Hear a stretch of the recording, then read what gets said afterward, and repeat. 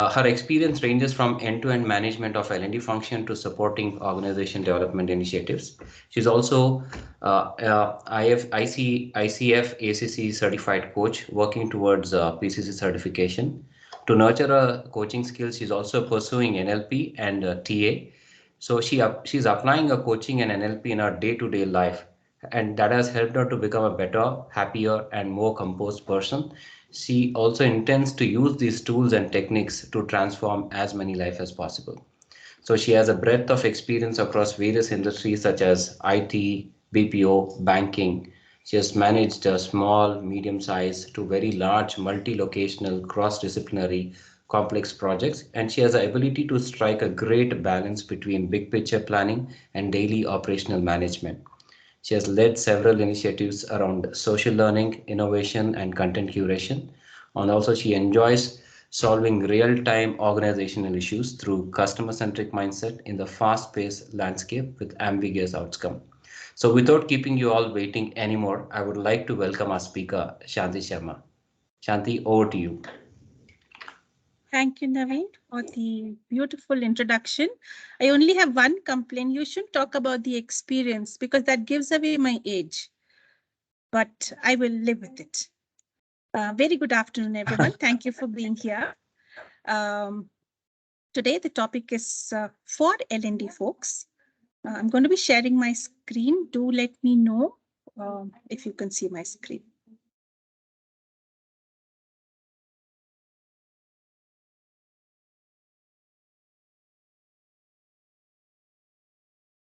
Yes, thank you. So the topic is brace up L&D, your business is evolving. The idea being how should L&D transform itself, update itself, upgrade itself, prepare for the transformation that for some reason, I believe L&D has started this transformation and they now have to lead this transformation. Probably I'll make myself clear as we go through the session. To get started with, may I request you to please share the, I'm going to post a link to a poll, and the poll is going to be called as I am, and I want to understand your profiles here. I'm going to paste a link to the mentee right away.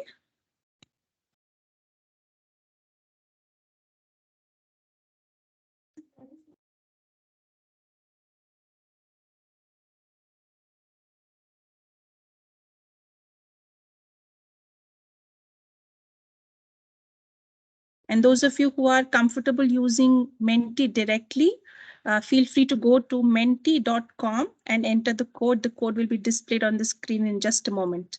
Yeah, the code is 81347189.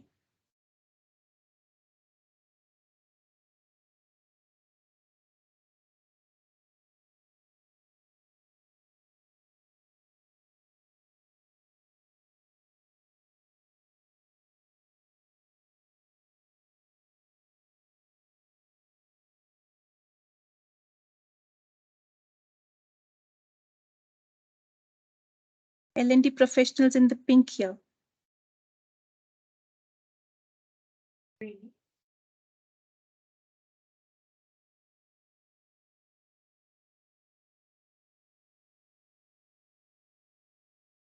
Lovely. I'm guessing a majority of the folks here are in learning and development. A couple of you are in HR operations specialist or another role in the organization. Thank you so much for your input here. Let's move back into the presentation. So what are we going to cover today? Before we get there, keep your videos on if possible. I'm not sure, Naveen, if that has been turned on. Would love to see people. If that is too much of a hassle, I think we can let be. Everyone's contribution is valued. If you can't unmute and speak, please do share comments throughout the session in the text chat. We will have a Q&A session towards the end, and we can hear more of your questions answered then. Raise your hands to speak up. There are icons at the top of your screen. The raise hand icon, please use. We can agree to disagree. What I'm going to be sharing is going to be part experience that I've had in the last 2.5 years and part what I've learned from my peers in the industry. And some things you may be able to agree to, and there may be things that you will disagree to, and we will agree to disagree as we go along. We respect each other's opinions and thoughts, and we can walk back with our own opinions and thoughts through the session. A key call out that I will be talking about certain data points through the presentation. Most of the data points, unless and until I call it out, are from the Workplace Learning Report 2022 by LinkedIn as recent as April. Yeah, so I've tried to pick up the most recent recommended data for such data points. Of course, there are a couple of newer reports also. Deacon has come up with a very recent report on learning, how learning is evolving, but the presentation was all done by then, so that's why I'm calling out. But a couple of points, if I'm using from other data sources, I will call it out. Otherwise, most of the data points that I'm using will be from the Workplace Learning Report from LinkedIn. My focus will not be so much on data rather than what L&D needs to do to evolve and emerge out glorious. So you will find all of these, since I'm already calling out where the data points have picked from, please go, feel free to, these are all free reports available on LinkedIn or Deacon Prime website. You can just download these and they are available to everyone who's signed up into their website, and the sign up is all free. So feel free to use those reports. We'll move on to another poll question here. And the question is, during the last couple of months, I would rather say years, you've considered more learning than in the last 6 months. Yeah. And I'm going to move on to, I'm going to bring up the poll.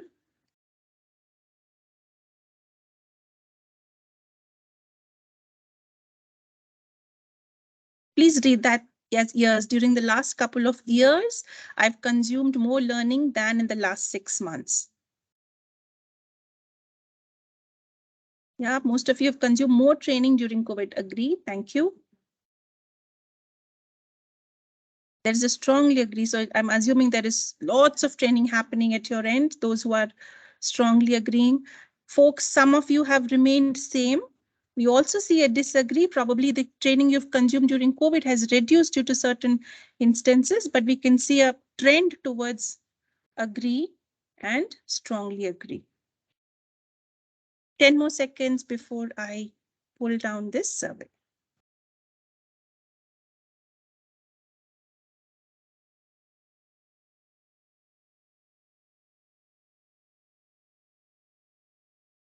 Thank you, people. Thank you so much. So of late, you seem to have consumed a lot more training than in the past, in the pre-COVID times. And that in the recent times, I think when people are coming back to office, there is a huge spike in training budgets, in training consumption, and in the innovative ways in which L&D is coming up to deliver these trainings. So we are going through a period of change, which is, we've never experienced this anywhere in the history of work. People call it, that cliched term, unprecedented change. And it is that, it is not anything different. We've never experienced such a change earlier.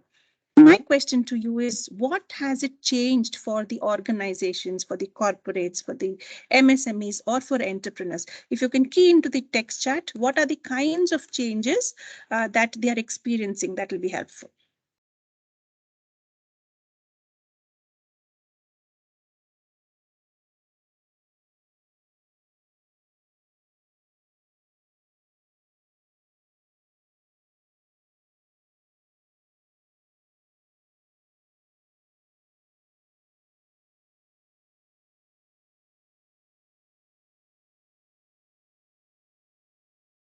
Stronger drive towards e-learning. Absolutely right. Virtual becomes the primary delivery mode, and self-learning, e-learning, more virtual and self-paced. Lovely. Reduction in training duration. Lovely point, Vishwanath, wherein we were used to delivering day-long programs. Now the request is, can you deliver the same content, same effectiveness in 2 hours? Focusing on e-learning, LMS, blend. Can we bring a blend of training, coaching, mentoring, project work, self-study, everything together? huge focus on upskilling and reskilling, and that is so much tied to lots of HR initiatives around retention, around talent mobility. Absolutely right. Digital transformation in the training teams as well as for the organizations that the training teams are delivering. Lovely point. Micro learning is a new requirement. Yeah, give me just-in-time learning. Give me performance support. I don't want to learn how to use a tool. I'll start using a tool. If I get stuck, I will ask. Excellent points. I think you've all gotten the idea that the world that the L&D teams are supporting is changing. And everything that you've said predominantly will fit into one of these buckets. One is pandemic and economic and social crisis in the last few years encouraged individuals to prioritize themselves in terms of flexibility, fulfillment, and self-care. And we saw that people have focused on self-development a lot more in the last couple of years, and coming to the more recent times even more. So we do see that trend that the focus has shifted from just pure skill building to flexibility, fulfillment in terms of affiliation to the jobs, likability of what they are doing, and so many other interpretations we can have to what fulfillment might mean. And of course, self-care, being able to lead a balanced life. The other kind of change, the bucket of change that we can experience is organizations are reimagining their strategies to cater to the changing demands of the workforce. Now, the workforce itself is changing. To cater to that, organizations have to change so many policies, including what does hybrid mean? Will most people be in office? Will most people be at home? Is remote working even a possibility? Can some people in the same team be in co-located and some distributed? So all of these variations are now being accepted, acknowledged, and delivered by organizations. Definitely, when the organization is changing, it is important that we support our employees to be able to be far more productive. So what's changing for L&D? Anything on the text chat, you can help me understand what is changing. The organizations are changing, what's changing for us, and number of things that you mentioned here also has a direct impact to L&D, right? Training newer skills, learning availability here and now. Yeah, I want the training now, give it to me. I don't want to wait for you to schedule a session 2 weeks from now. Perfect. Like everything that you read here, micro learning is new, digital transformation, upskilling, all of these have an impact in terms of the changes that L&D is experiencing. I'm going to call out a few that have slightly greater impact as compared to a few others. So first of all, L&D has lived up to the expectations, rather exceeded the expectations of organizations in the past 2 years. Especially when COVID hit, I think learning teams were the first ones to quickly evolve and say, how can I continue to deliver training to my organization? Whether it be moving to virtual, online, self-paced, activity-based, looking out for collaborative tools that can be used to make their trainings lively and engaging. So I think we've just surpassed the expectations. But what that has done is now L&D is expected to continue to, carry on that legacy that they've created in the last 2 years. They expect that L&D will continue to influence how organizations adapt to change, reimagine their future. And L&D can't now go back. It is a wonderful opportunity, and it is L&D's responsibility now to encash on the platform they've created for themselves. The second thing is employees are reaching out to learning teams with their renewed definitions of what is growth, what is purpose. And most of this ties back to what career paths do I have? If I consume this training, will I have an opportunity to practice what I'm learning? Can I move within the organization? Is internal mobility even a possibility? For HR teams, it's important to retain employees. They're investing so much heavily on skill building that it becomes important for HR teams to focus on retention. Given, all that we are hearing about the great resignation or the great reshuffle, India is not left far behind. We can already see, some bits of impact from these phenomena also impacting the Indian organizations. Not just that, L&D is now also responsible to partner with the businesses to get involved with a lot of initiatives around, a sense of care, well-being, diversity and inclusion, focusing on communities such as PWD and Pride. L&D is forefronting, spearheading all of such initiatives and working in partnership with HR, L&D, or communities and teams that drive such initiatives. Next one. Business leaders are reaching out to L&D to, future-proof their organization. They realize that the rate of pace of change is far greater than the change in which people, the rate at which people are building skills, and hence there is going to be a gap. The request of L&D is quickly fill that gap for us. Can we leverage our people to reskill, upskill, our people to make them job ready, continue to have them employable, or do we need to figure out how do we leverage the skills available in the market and, bridge that gap between the kind of performance that is required and the skills level that we have available in the market right now.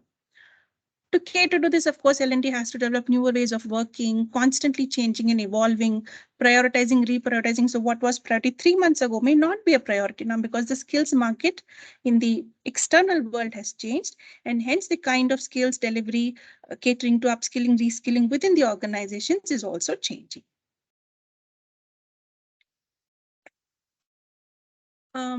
L&D has become more central, strategic, cross-functional, and I will actually add one more term here, overworked.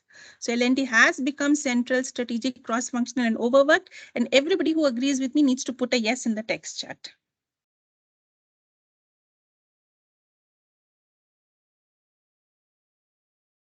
Vishwanath agrees. Raja, yeah, thank you. Yeah, we have become an overworked team. L&D leaders agree that L&D has become more influential in terms of business decisions, in terms of having a seat at the strategic table. But there is also this burnout or exertion that the L&D teams are facing.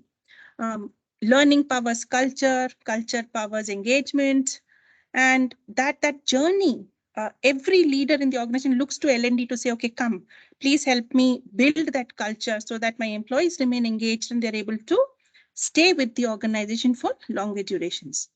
And of course, when you combine upskilling, reskilling with the digital need in your organization, skill gap is the biggest thing that is a responsibility of the organizations to fill. As a result, the amount of interaction that we had pre-COVID with business leaders, wherein we were bring them in as and when required, the L&D teams bring them in as and when required too. We need L&D to partner with us as we even start to design initiatives, mergers, acquisitions, movements within the team, getting onto new projects. Let's have a seat for the L&D from the very beginning. That is the perspective that's changing about L&D. It's a huge responsibility that L&D has to fare well in. It is in our hands to either live up to it. If we don't, it's very easy for things to revert back to the pre-COVID days where we'll bring in L&D when required. L&D is becoming central to everyday work, which to me means that, people are really looking to learn on the job rather than being sent away to an offsite for 5 days, 15 days, learn and then come back.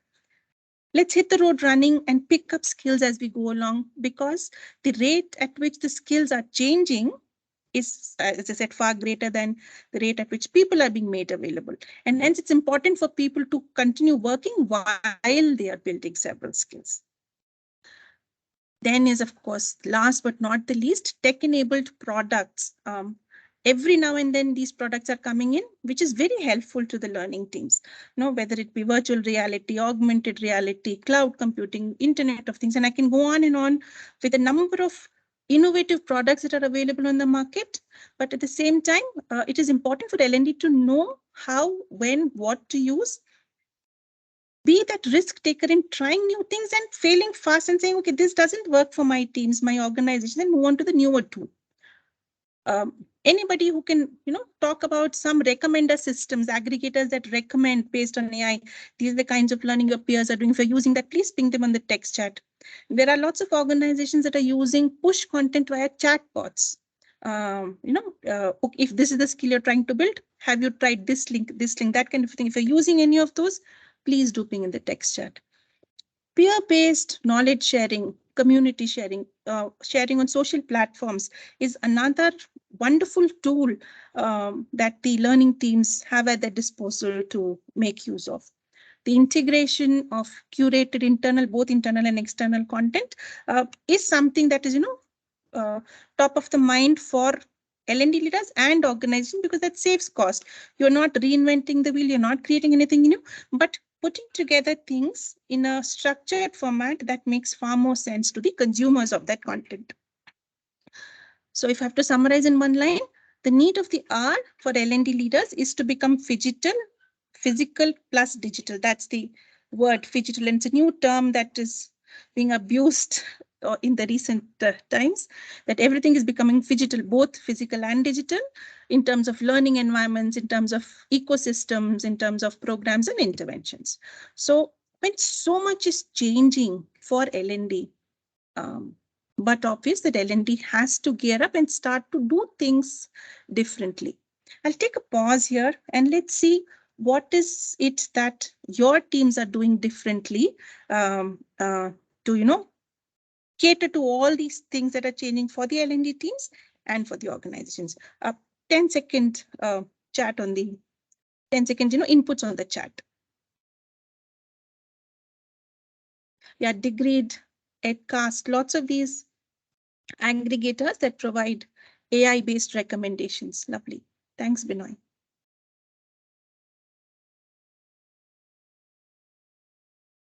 What are you all doing differently, innovatively to cater to the changing needs in the outside world?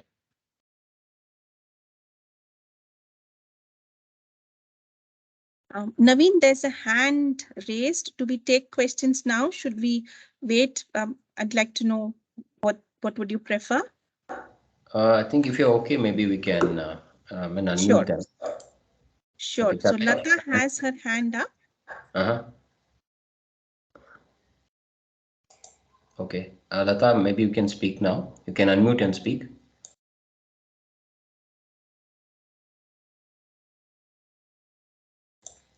Lata Nahar, if you want, when you have raised your hand, in case if you have any questions, maybe you can unmute yourself. And, yeah. Okay, good afternoon, everyone. Lata Nahar here. Okay, when we're talking about the new practice or the new innovative practices, what you do in L&D, the previously I would have observed that it was more of a PPT sessions when you're going for classroom training. Now we have moved from PPTs to more of activity-based interactive style of learning over here. So I think we need to work more on those methods wherein the retaining power of the trainees or the learners is much higher than what the PPTs do. And we should be more of sessions wherein they need to use their own brains, come out with creatively, come out with ideas wherein they can solve their own problems over there. So I think this is what we need to work on as the new age L&D professionals.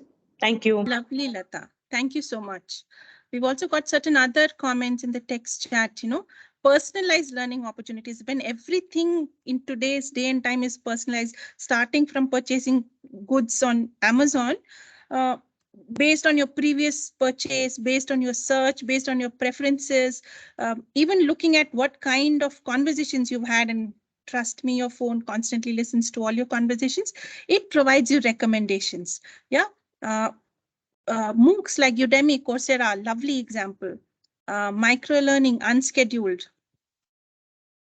We've got bringing new and more training providers, more hands-on training sessions, and that's so true, especially when it comes to managing hybrid sessions where certain folks are co-located, certain folks may be online, certain folks may be remote. You need more hands in terms of support to the trainer or the presenter or the facilitator. All of these are valid and valuable. I'm going to try and summarize what my observation has been, and feel free to add, pitch in as we go along. Yeah. Firstly, L&D, of course, has to understand that this opportunity may or may not come again. I hope the world doesn't have to go through what it went through for L&D to receive such an opportunity. But the fact is, we have such a beautiful opportunity in facing us that if we don't encash it right now, we would have missed the bus. Yes, the pandemic has sped the wheel in terms of digital transformation, and it is trying to narrow the skills gap between what is required and the skills available in the market. And as L&D teams understand, and they are becoming, the one among the key stakeholders in discussing the direction in which the organization are going to head in terms of skills onboarding. We need to understand and cater to that opportunity that we have at hand.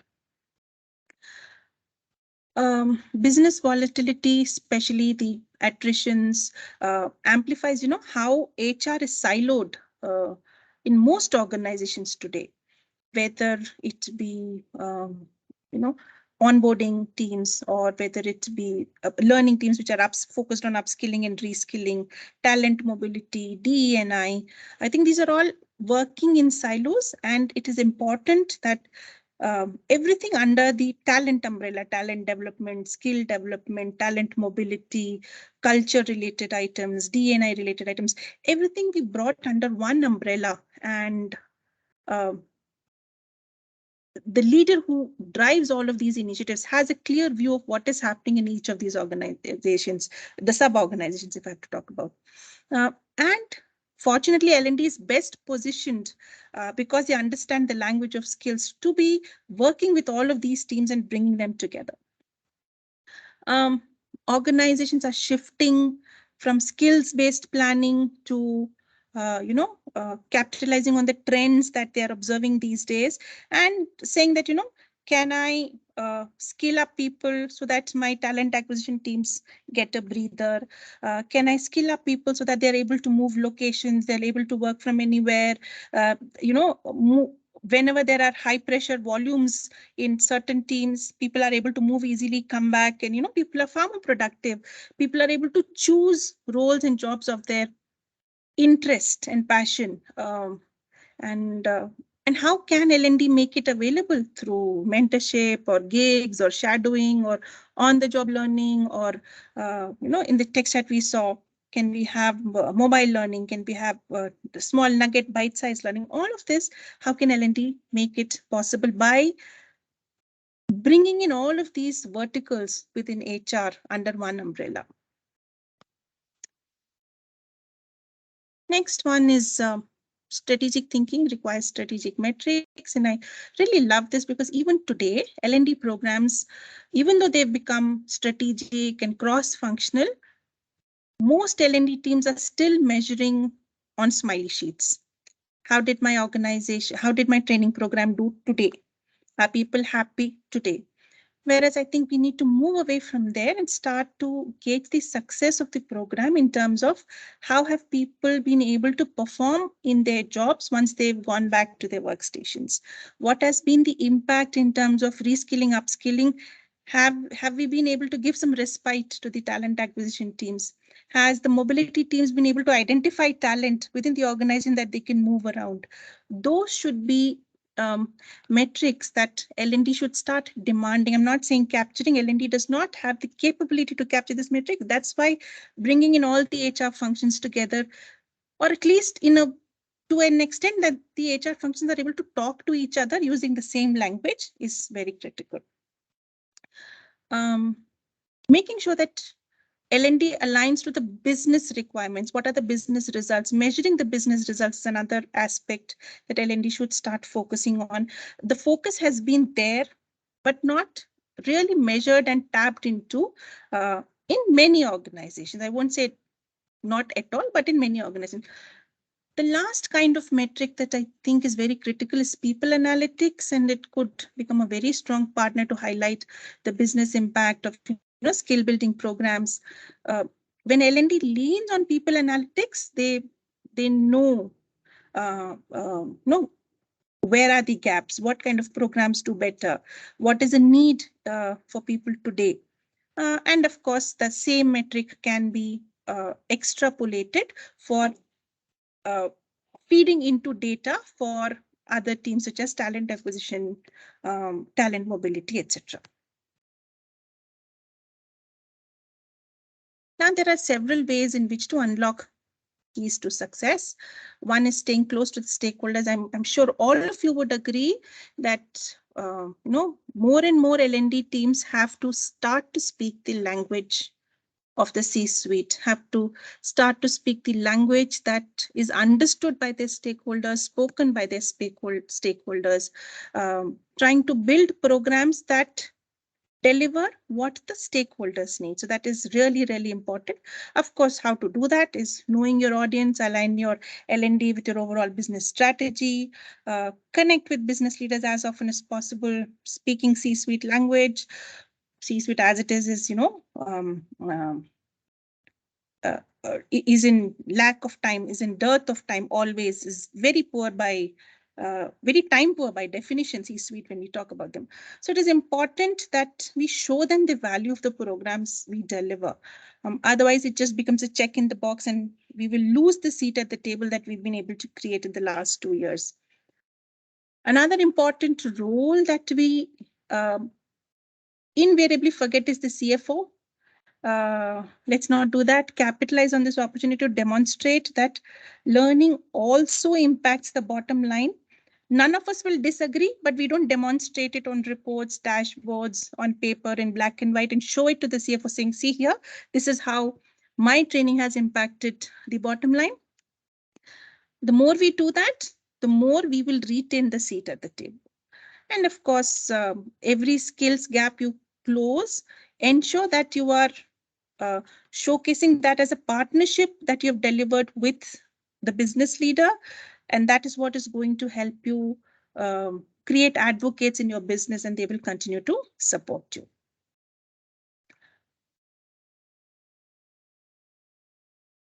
Budget wisely, I don't think I need to spend too much time on this.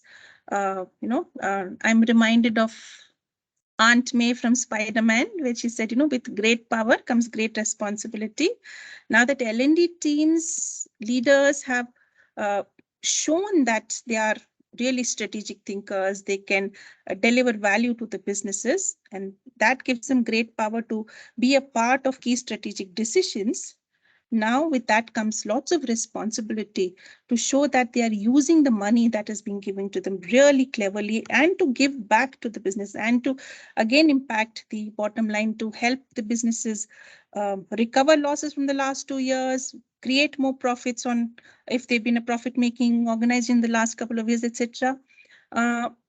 Few things L&D teams can do is anything which is mundane, anything which is manual, anything which is not your core task, outsource it.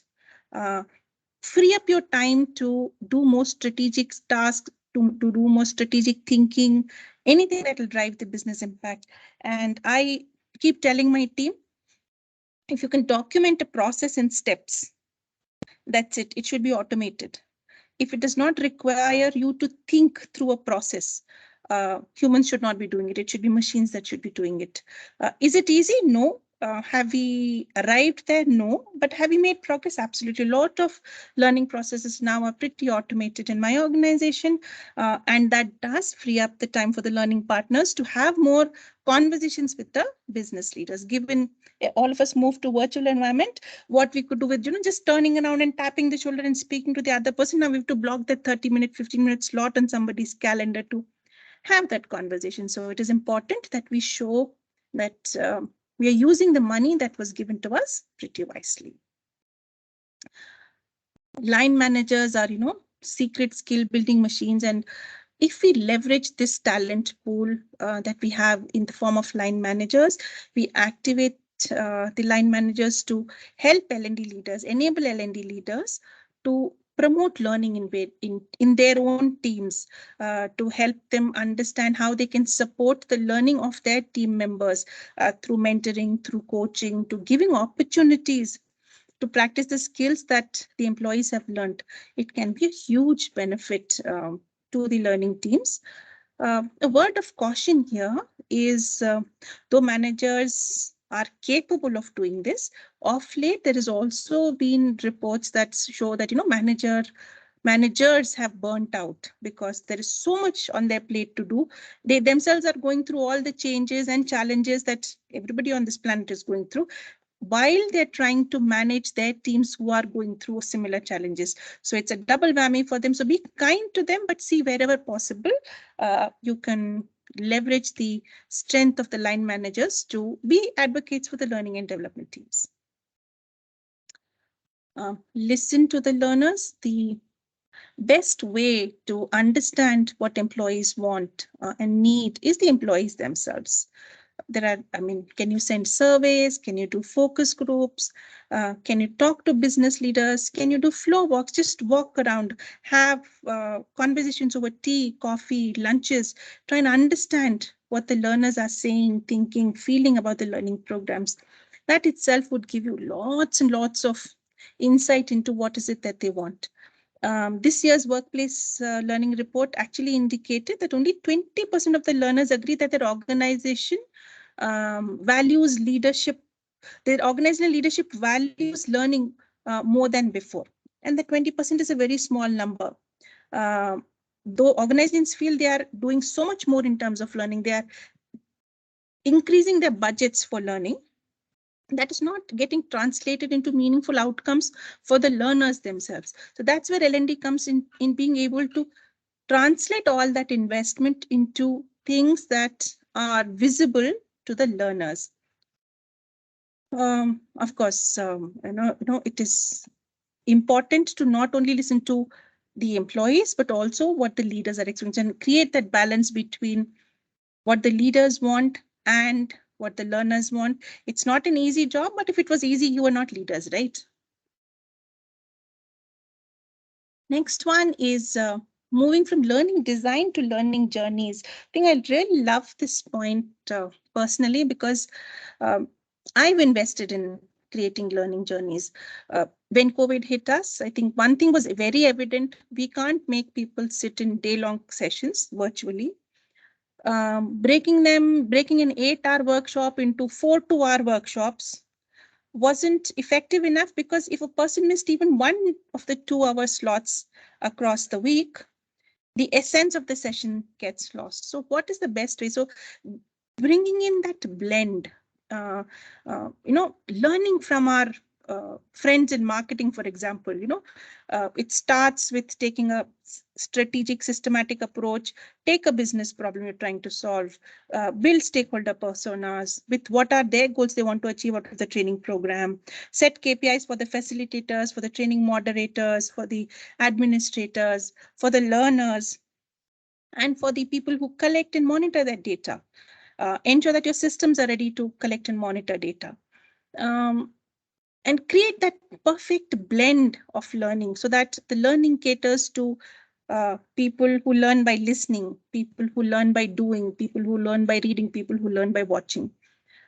And let them choose what is their modality of learning.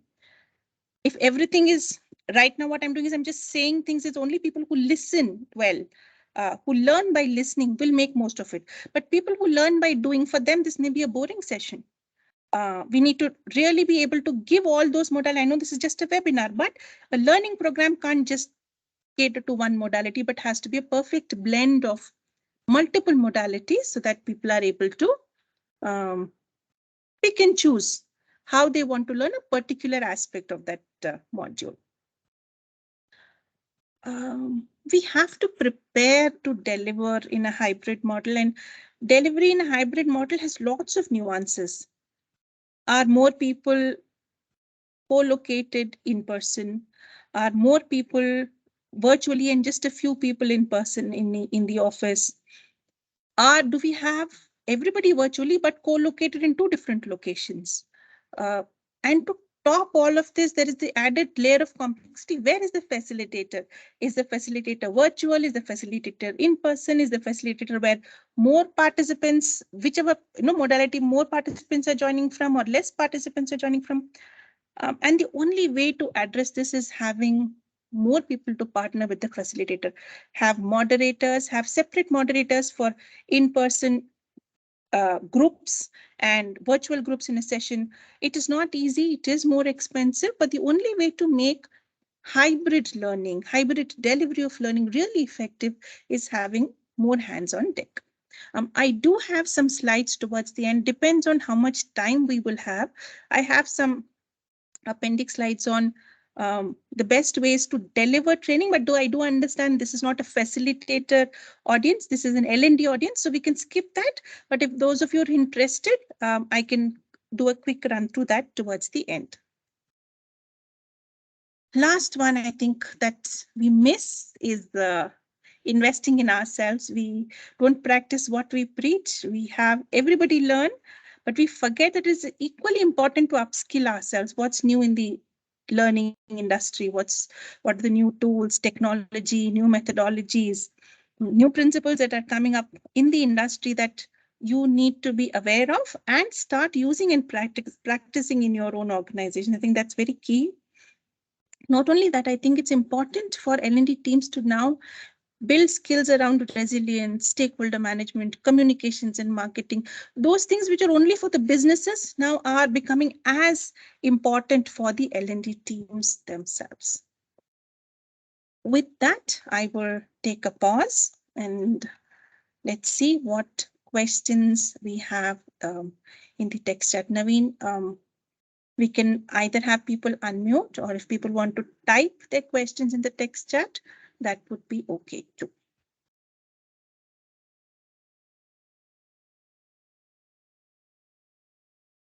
Thanks, Vishwanath, for agreeing. Thanks, Richard, for agreeing. How the needle has moved post the learning intervention. So important, yeah. Sometimes people thoroughly enjoy the session, the workshop, because they've had fun, they've had games, lots of engagement and interaction. But when they go back to their workstations, if it was just a PDF that was handed over to them and they just put it in, file it away in a drawer and never to look back at it, the effectiveness of the training has been not there at all. So it's very important to help people practice what they're learning and also measure it so that you're able to fine tune it later.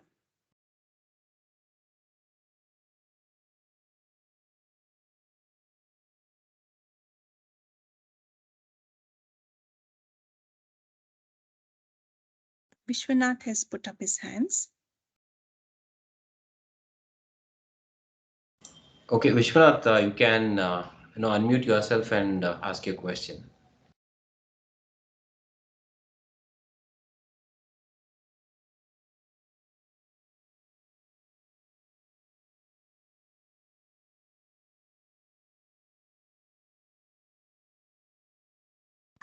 Vishwanath, you have any questions? Because we see that you have raised your hand. So I have I've given an access to the mic, so you have to unmute yourself and you can ask your question.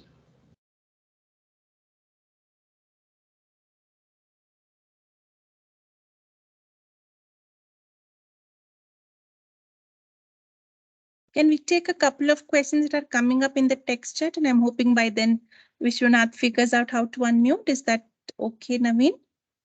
Yeah, that should be fine, Shanti. Please go ahead. Sure. So Sunita's question is, how do we measure quantify training impact on the bottom line? Lovely question, Sunita, and I'm glad that you asked. First, have the conversation with your C-suite as to what are the metrics that are important for them in terms of bottom line.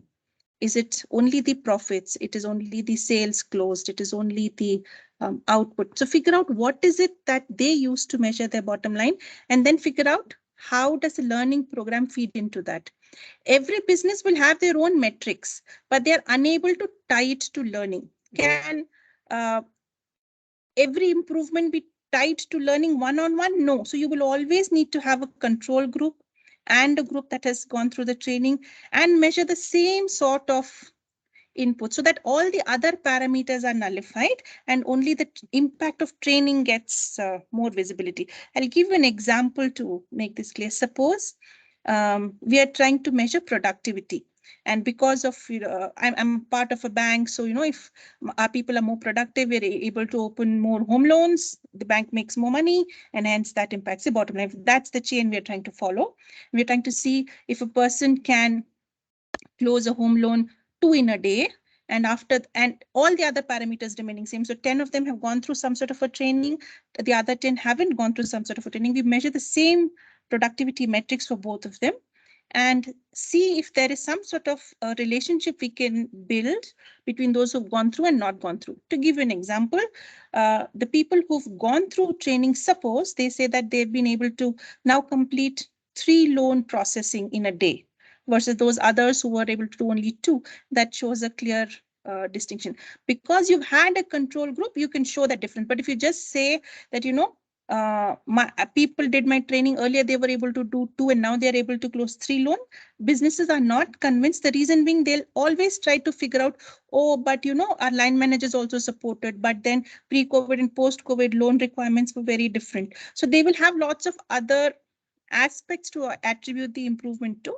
So ideally have a control group and a control group is basically a group that has not undergone the training, and your test group is the one that has undergone the training, and measure the same aspects to be able to quantify that. I'm hoping that answered your question, Sunita. Vishwanath has also put his question. I'll first go to Ira's question and then come to Vishwanath's question. Could you suggest some of the strategic metrics which L&D can measure? Lovely. Number of promotions, number of people movement within the organization. We also measure number of people that we've trained and they have moved outside the organization. It's something to be proud of. I think there is this meme on WhatsApp that keeps getting circulated, right? The discussion between a CEO and a CFO. The CFO says, why should we invest in upskilling? They're going to leave the organization in 2 years. So the CEO says, I understand that you're worried that if you train people and they leave, there is a loss. But imagine the loss if you don't train the people and then they stay on. So I think even measuring when people leave the organization, something good. If you've been able to skill, that becomes a USP for the organization to market itself, saying that they are talent creators in the industry, is something that attracts lots of other new talent into the organization. These are the kind of metrics, how many people have moved roles, how many people have got promotions, whether the bottom line has been impacted, not impacted, has the engagement scores improved within the organizations. So all of these can be part of your strategic metrics. Thank you, Sunita, for the acknowledgement that the example made sense to you. Vishwanath says the strategic shift in learning transformation, what we have witnessed is to give them feel of ownership towards the business. And Vishwanath, by them, I am sensing you're talking about the learners. And that's a very right point, Vishwanath. So we've got programs that are called Think Like a CEO, for ownership. There was a program that, how would you, if it were your own business, something like that. So basically giving that ownership of that part of the business, that part of the process, that part of the project to the learner, so that they are able to exercise full, power authority is not the right word, but are able to think really strategically as if it were their own business, not being careless, not by taking uncalculated, unmeasured risks, but about taking measured risk. So if we run a company, we won't take decisions that are very risky. We will talk to 10 people, gauge, make informed decisions, basically able to cater to that need and develop that skill within our employees to run their part of the business, their part of the project, like they were the CEO for that business. Absolutely. I agree. My view is I agree.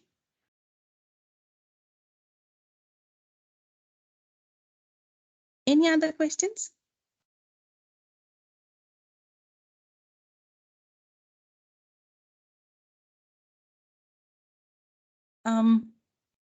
Since we have time, would you all be interested in looking at the slides around digital delivery? We've got a question from Shaheen. Lots of companies have policies to retain employees if they've gone through specific training.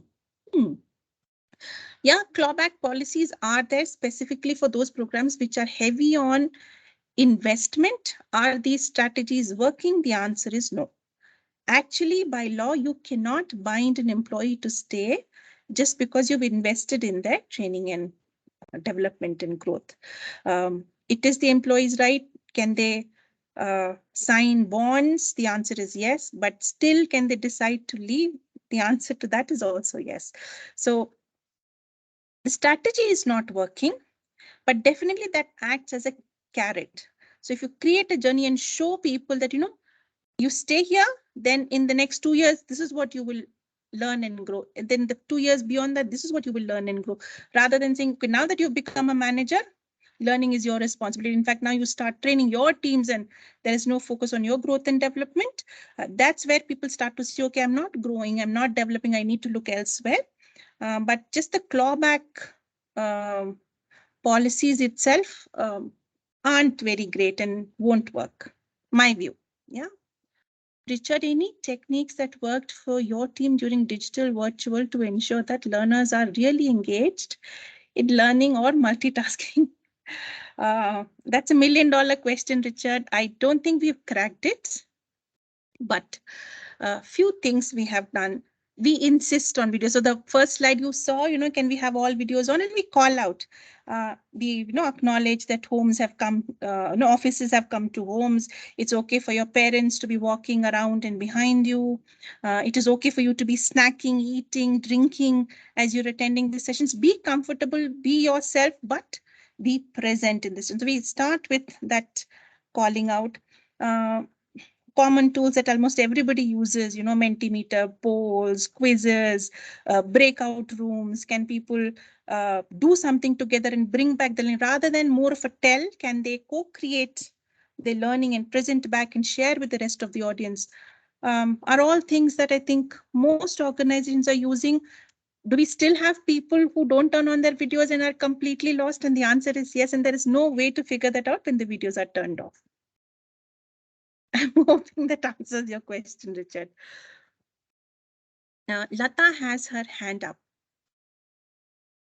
Lata, Okay. I think your mic is on. You can unmute and speak. It's not on. It's not on. Yeah, I just gave an access to her. She can unmute herself and talk.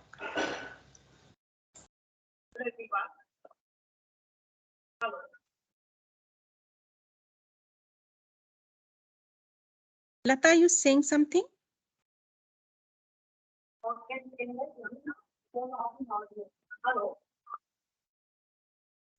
I know she's saying something, but the voice is muffled. Naveen, I can't hear. Same here, Shanti. Even I'm not able to hear her well. Okay.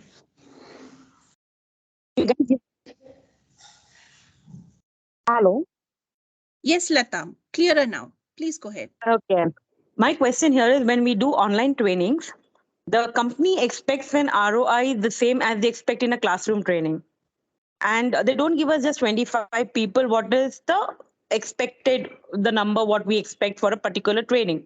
So they give us somewhere around 50, 100, and then they tell us, Lata, I want the same ROI or the return of investment or the changes what I want to see in my team as you do in the classroom training.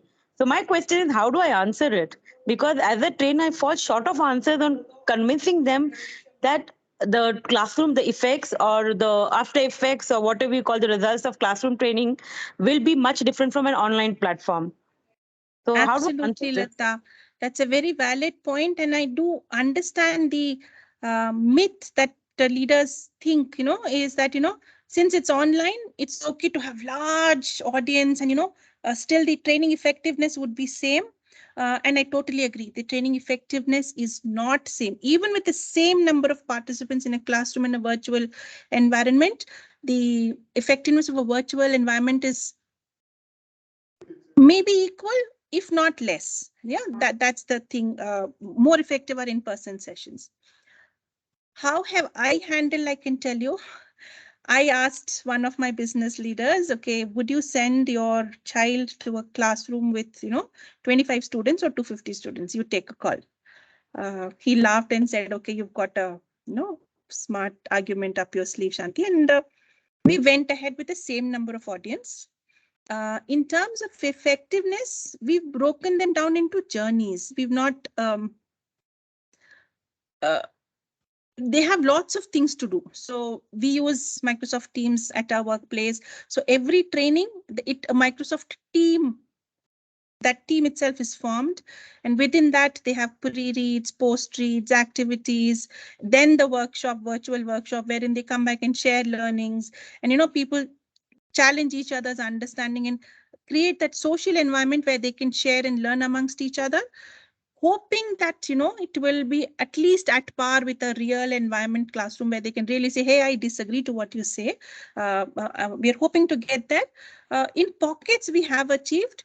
It is easy for us if it's a very technical training where people follow a sequence or process or methodology. I think virtual trainings still work at par with in person, but where it comes to behavioral change, there has to be they have to be wrapped in lots of other intervention modalities, packaged together as a journey to make that change. Thanks for that question. Thanks, but your answer was really helpful, and now I need to check out how convincing my companies are going to get after I tell them, because people are still on the online platform wherein the things are looking improving and good for India as of now for the L&D section. But I know still they are stuck to the online and they expect the same results or better results than the offline mode of training. So I think I can use this answer. Thanks a lot, Shanti. Thank you. Welcome. Binoy says, what's the ratio between instructor-led versus self-paced learning in your organizations? Binoy, I'm not able to answer because self-paced, we've got aggregators and all self-paced content is freely available without any monitoring. Though we do report back, but we've not measured, okay, if they're doing 15 hours of in-person training, are they doing 20 hours of self-paced? We've not measured that, but that's a good measure. It is primarily driven by the need of the business. Can that skill be addressed by self-paced learning? For example, there was a huge challenge where we had hired graduates from tier 2, tier 3 cities who had fluency in English as a key challenge. So we put them onto a 6-month-long self-paced journey. Some of them completed the journey in 3 months and they were ready to be on the production floor. Some of them took all the 6 months and were ready, and some of them even after 6 months weren't ready. So yeah, we've not measured, how does it compare to an in-person? We did take that batch who were not yet ready, put them into a week-long in-person session. Some of them cleared and became productive, and some of them we had to let go. I don't have a straight answer to that. We don't have a ratio, but it is suited to the need of the business, of the skill being taught, if that helps at all. Vishwanath, in that case, training objectives need to be redefined initially. Absolutely. Do not proceed with training without an agreement on, when you do a training needs analysis, 3 questions that definitely must be answered is, what is the business need you are trying to address by building the skill? How will you observe that behavior change in your employee? And how are you going to measure? What are your key metrics going to look like? And add to that metric question, what is the current baseline look like? Because what happens is, after the improvement and after the change, it's very easy for the business to say, oh, it has been trending up in the last few months. I'm not sure if really L&D helped. So you ask for a baseline metric, say, what does it look like today? Once the intervention is delivered, give them a couple of months to work on, practice on what they've learned, into put it back into their project work, and then ask them for the metrics again to see if there has been a gap. Absolutely has to be redefined. Training outcome. Thanks, Zishan, for adding on to Lata's question. What we do is to invite the group head to deliver a part of the training.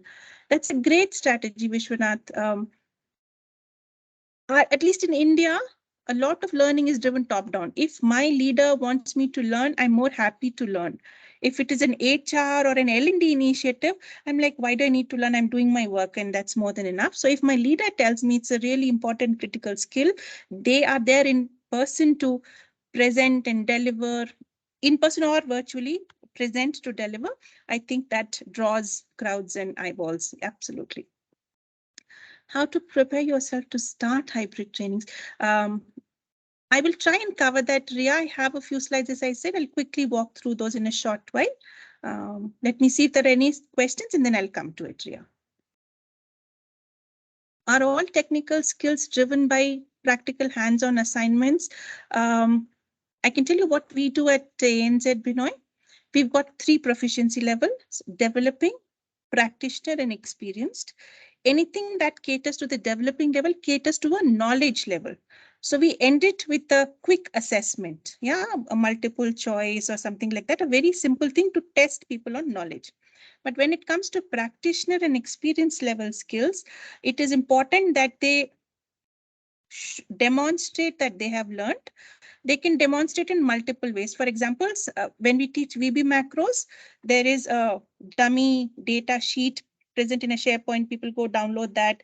There is a tab with all the instructions written. They create the macro for that and upload the file, and the macro experts review it and evaluate whether the coding was right, whether the performance of the macro was effective, up to the mark, etc. And based on that, a scoring is given. So they know that they may have learned macros, but not very well. They may have learned macros averagely well, or they've not learned macros well at all at the moment and not ready to be in production.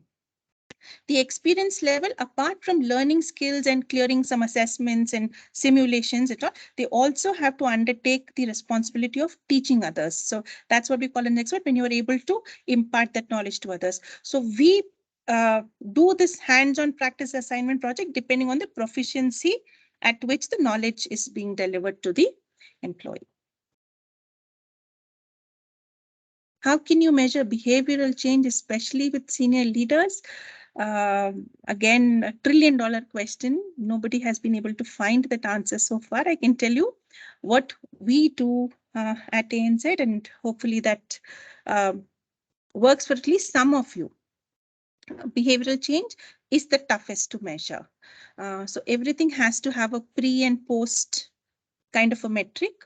Sometimes these behavioral changes are captured through some psychometric assessments or 360-degree feedbacks, or how stakeholder feedback. So we'll have to figure out, based on the skill being learned and practiced, what is the best way to capture feedback for that behavior change. And we do a pre and post to showcase back to the businesses, saying that there has been a change.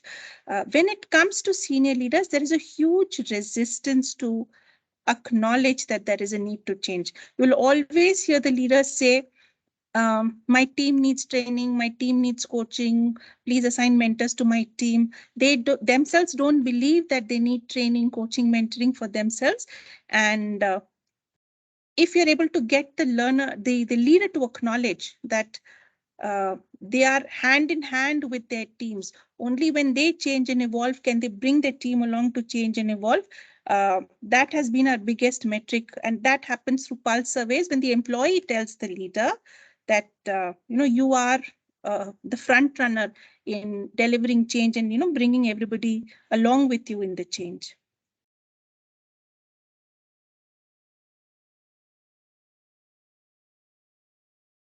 Any more questions? If not, I'll quickly run you through what I have in terms of delivery of training in a hybrid model. So these are some appendix slides, which Naveen, feel free to forward to all the attendees. There is no confidential data in here and should be absolutely okay for you to share with the audience. I did make some changes after the version I sent you, so I will send you the latest PDF for you to share if that helps. So what the hybrid and remote, the firstly is to understand the difference between hybrid and remote. Learning in which there is part of the audience which is co-located in one place and part of the audience in a virtual environment, that is hybrid. Remote is everybody is joining virtually. That is a fully virtual. I think during COVID, a lot of the trainings were remote, where everybody was joining in from their home locations into some sort of a Teams or a Zoom or a GoTo training or WebEx or whatever they used to join on a platform. That was remote. But what we are getting to now, which is even tougher to manage than remote sessions, is the hybrid, where you've got some people in the training room and some people across online platforms. The challenge this brings is that of where does the facilitator focus? I mean, if you're focusing on the audience in the classroom, the people online get left out. If you're focusing on the people online, the people in the classroom figure out, no, why am I even here? Why am I not being paid attention to?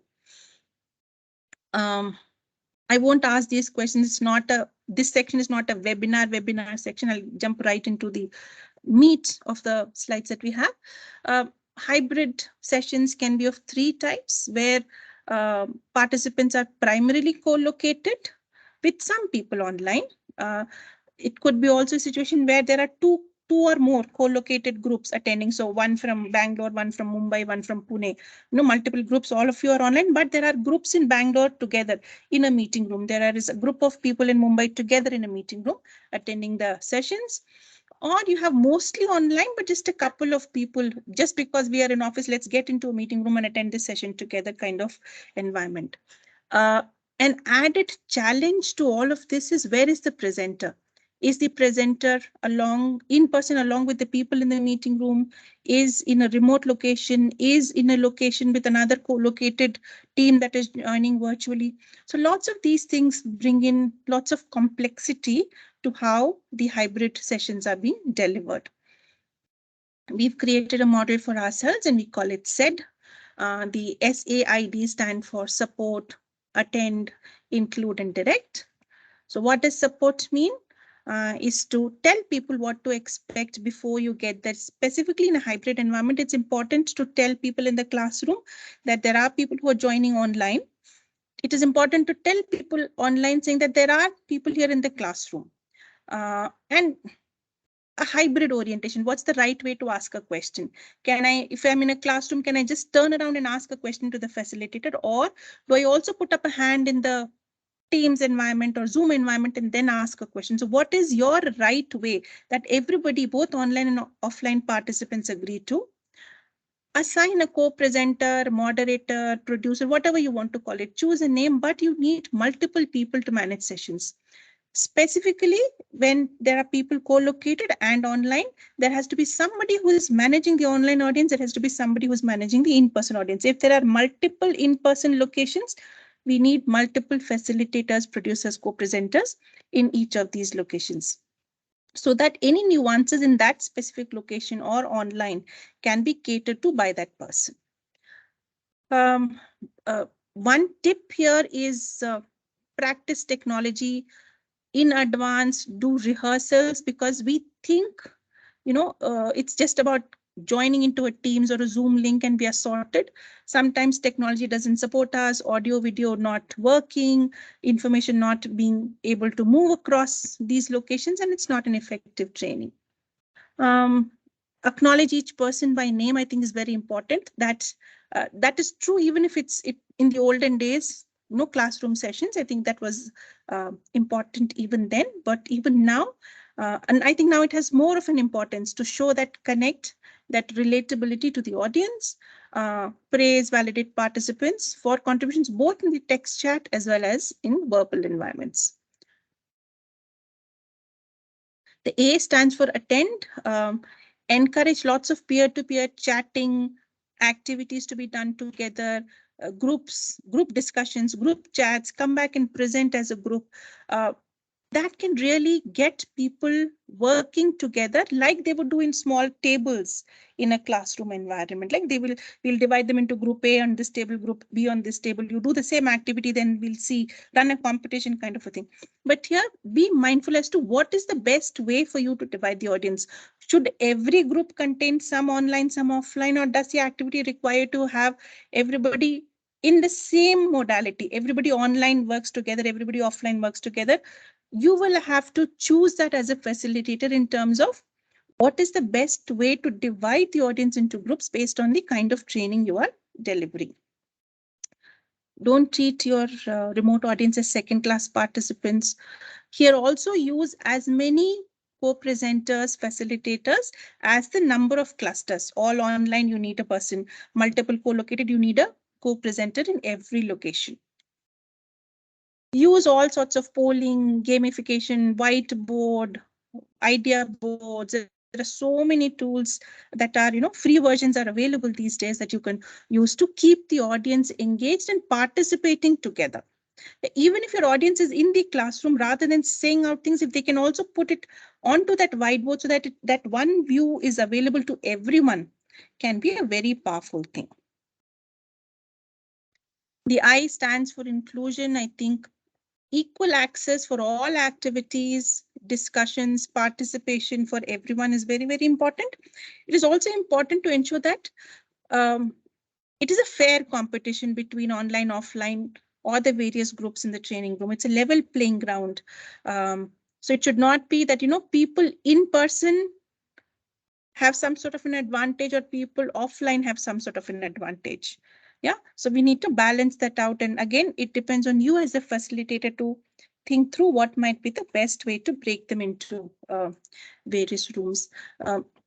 Couple of points here is in the inclusion is, even if there is some part of the audience joining virtually, the main facilitator should also join virtually and the slides should be driven by them. Or you assign the role of sharing slides to a co-presenter while you are sharing information, and the co-presenter not only moves the slides but also does the online engagement in terms of questions. The co-presenter will stop you at regular intervals to say, there are questions online and people are discussing this. Here are some comments that are coming up, and ensure that the online audience is fully represented in the session. Last one is direct, be clear, specific, have all your visual instructions very, very clear, big, bold, as big and bold as possible. Consider testing your slides, your activities with a mixed audience. Ensure that everybody is able to see, hear, and do the same things with the same intensity and the genuinity. Wherever possible, list out all the steps required on the slides rather than just in a classroom. It's easy to tell and people can ask you, can you repeat step number 4? I didn't follow. But in a virtual environment, by the time they unmute, sometimes they're not able to unmute, you move on, you put them into breakout rooms. There has been a gap in understanding. Yeah. If there are multiple platforms, in-person and virtual platforms are there, ensure that the engagement is happening across platforms also. Not just everybody in the classroom is discussing things in the classroom version, but sharing is happening across platforms. Wherever possible, let everybody join the virtual environment. Can keep them mute even if they are there co-located in a classroom. They can keep the systems muted, but they're able to see what people online are chatting, discussing, be able to contribute to idea boards and whiteboards, and be able to collaboratively participate. I think I've been talking through the rules of engagement. I won't go through it again, but those were some of the things that we could take care of through the delivery of the session. We've got about 5-7 more minutes. I can see if there are any questions at the moment. Okay, we have.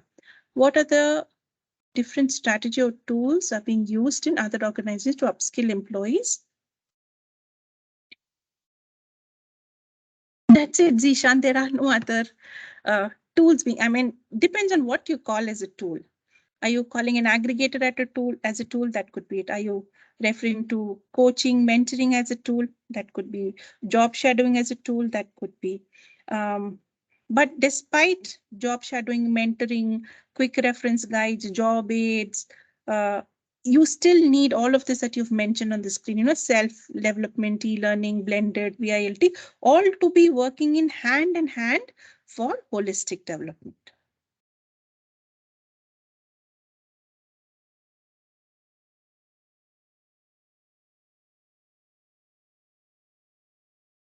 Yeah, I will try to wrap up the session by asking you one more survey question. I'm going to put it up on the screen now. The link first, the chat, and then I'll go to the link. Sorry, my mistake here.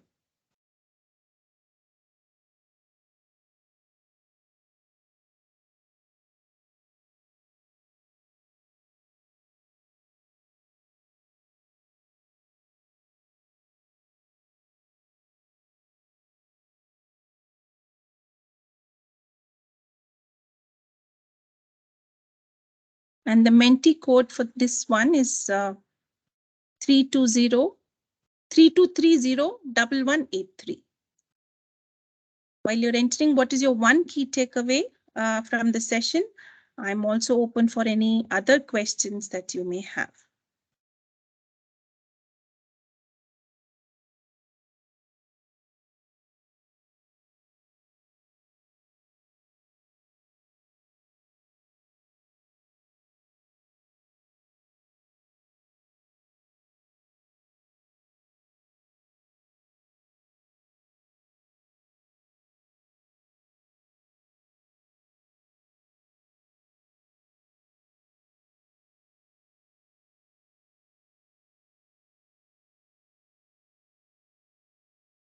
Yeah, realistic expectations, strategy, transformation, bit disappointed.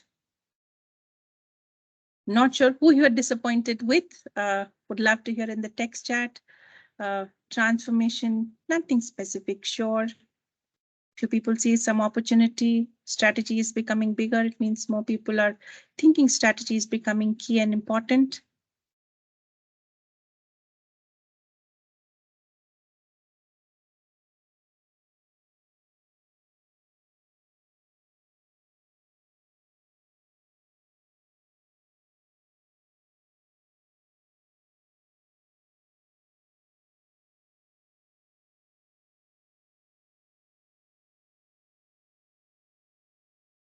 Now, with that, I'm actually done with my slides and session. I'll stay on for the next 10 minutes. Do share what you've learned today. If there are any further questions, I'm here to answer. If not, feel free to drop off. Naveen, if that's okay, let me know if that's the right thing to do. Can you please suggest some of the forums where we can learn the latest L&D trends? I follow Training.org, Macy's org, Josh Berzin from Deloitte, the CEB, the platforms from CEB. So those are some things that I follow, but I'm sure there are lots of communities. I remember having followed some LinkedIn communities, but I'm not very active there. So I miss out a lot of information there. But being part of CEB communities, it quickly sends us updates from any of the posts from the communities, and I can participate and contribute and learn from what others are learning with me together there. Okay, Shanti, there's a question. Can we get the recording? So yes, absolutely. The people who have all registered, they will be getting the recording, and also the slide deck what Shanti will be sharing with us, the latest one. Even that, that will be shared to all those who have registered. Those who have not attended, registered, everybody will receive it. Thanks, Naveen. Okay, I think there are no more questions, but if you want to stay back, Shanti, I think you can still. I mean, if any questions are coming in. Yeah, will do. New learning trends, quantifying training, talking C-suite, yeah, online platforms. Said, thank you. Intentional enabling, perfect. Okay, Shanti, I think looks like there are no more questions, but I would really like to thank on all behalf of all the participants. Okay, there's one more question, so they missed the first part. Okay, so I'm definitely feel that I know there was a lot of areas that you touched upon, and especially I like the way you answered all the questions with so much of patience, and I definitely feel that the participants will have some key takeaway which they can go back and implement in their work environment. But thank you so for such a wonderful session, Shanti. Thank you, Naveen. And as you rightly said, I hope people are able to take back something back into their L&D teams in their organizations and are able to benefit from it. Thank you.